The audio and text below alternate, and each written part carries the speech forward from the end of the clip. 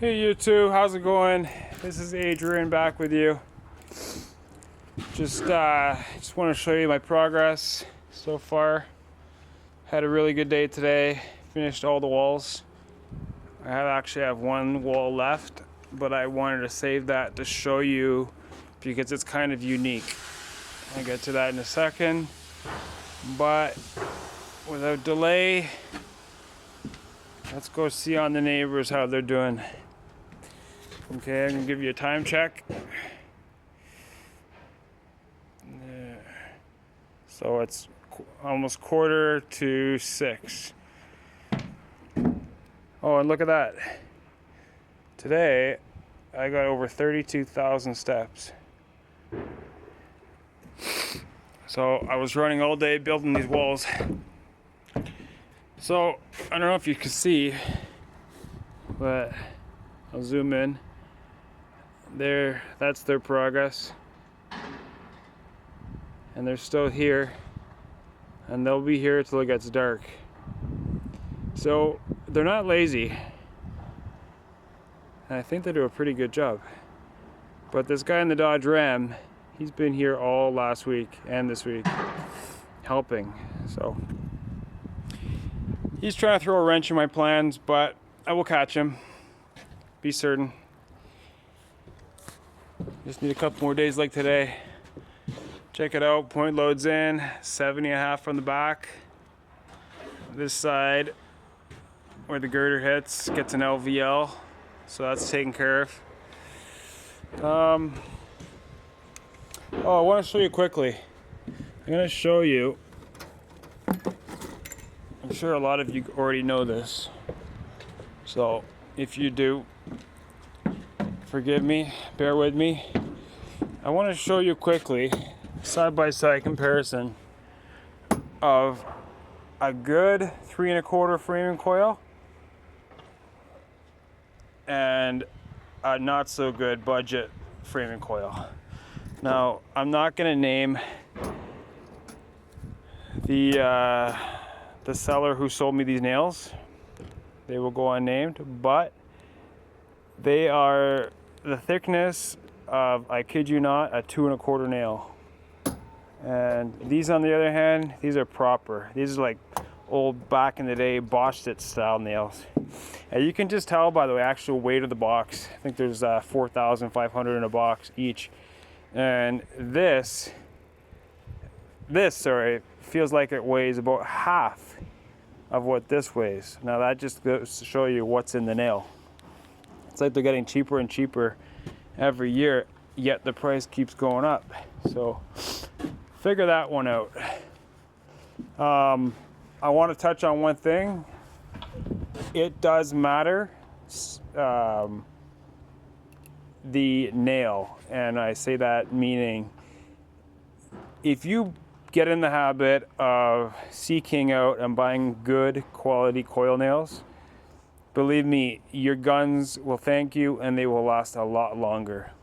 Because what happens when you shoot these, if you shoot one box here and there, you're going to get away with it. But if you make a habit of shooting these on an ongoing basis, what happens is it wears on the driver, and after a while, the driver actually almost shanks it. It's a golfing term, but it almost shanks the nail, and it basically destroys the driver. And on most guns, the driver, otherwise known as piston, will run you anywhere between aftermarket $80 to up to $150 for an actual Hitachi. So you don't want to get in the habit of breaking those. And also avoid nailing into concrete with those concrete coils, because they'll also destroy your driver.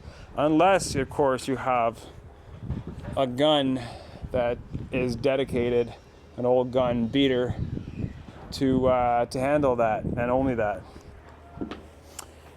This is the gun I use. A couple of people have been asking me. This is like super old, but there's the tag right there. It's the Hitachi NV8A.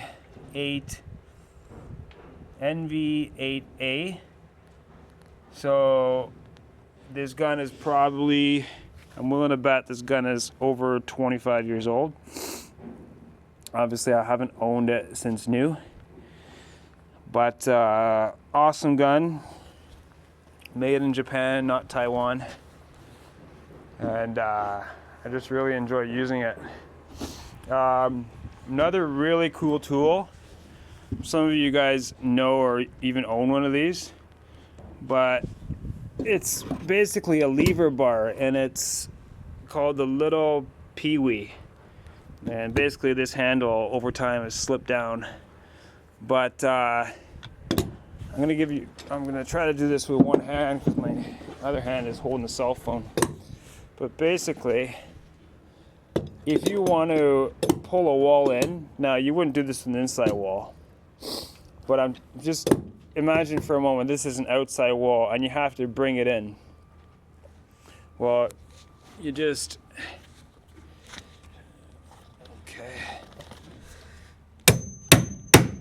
hit that in.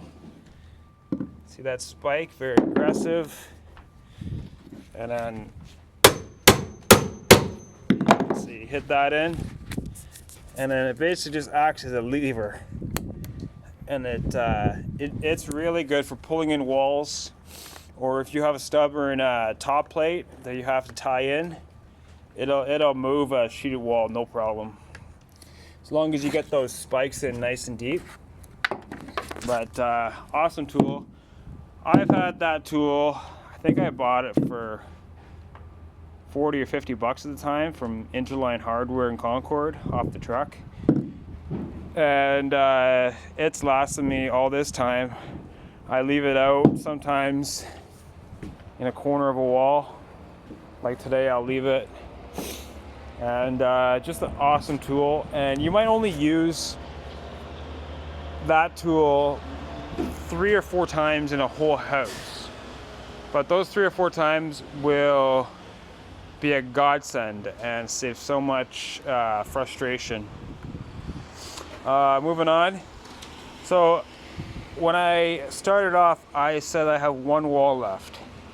So it's basically a door wall going into bedroom number 3 here.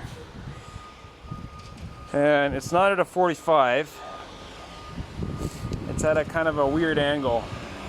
So I want to show you quickly how you would figure out this angle. And there's a few ways to do it. So, sorry the phone, I'm being kind of shaky with the phone, but one quick way. Now, I'm not a big fan of measuring, getting the tape measure. I like to keep it simple. Get a scrap block. Put it where the wall would go, right? And then get another scrap block. Take your pencil and just trace that. Now you have your angle. Now, another way to do it is to take your trusty speed square and just jam it up against the corner and have the pivot right there. And you know that to be a 212. Okay, let's check the other corner. Okay, and that's a 212 also. So you can do it one of 2 ways. If it's a 45, sometimes I just put 412s, 2 412s, and that makes a 45 nice and tight. That corner is nice and tight. Sometimes I will overlap, put the 2 outside plates on the flat and overlap, and then cut through and create a kerf. And I find that to be very accurate.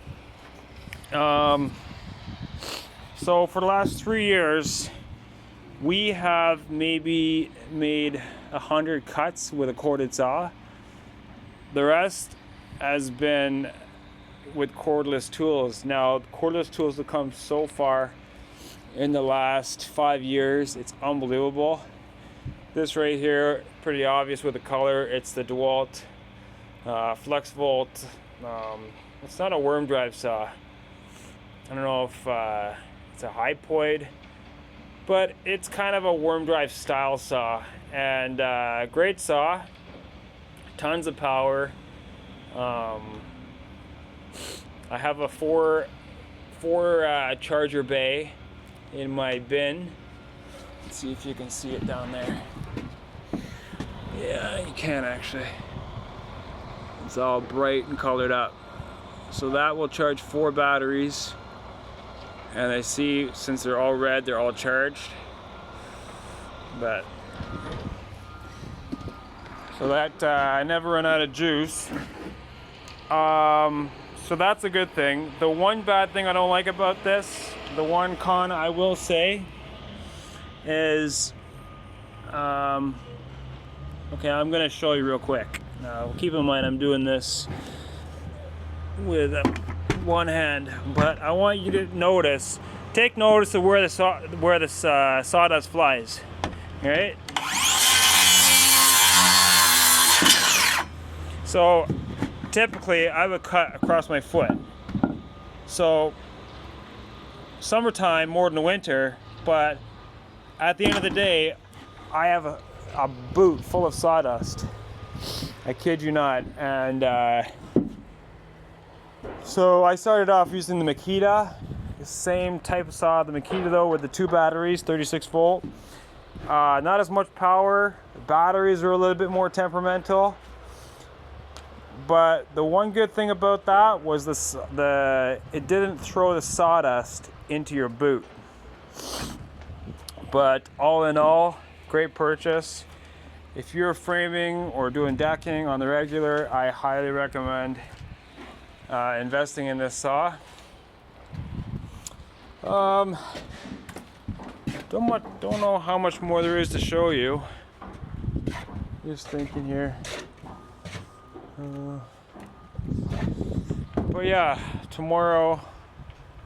Oh yeah, inline framing as always.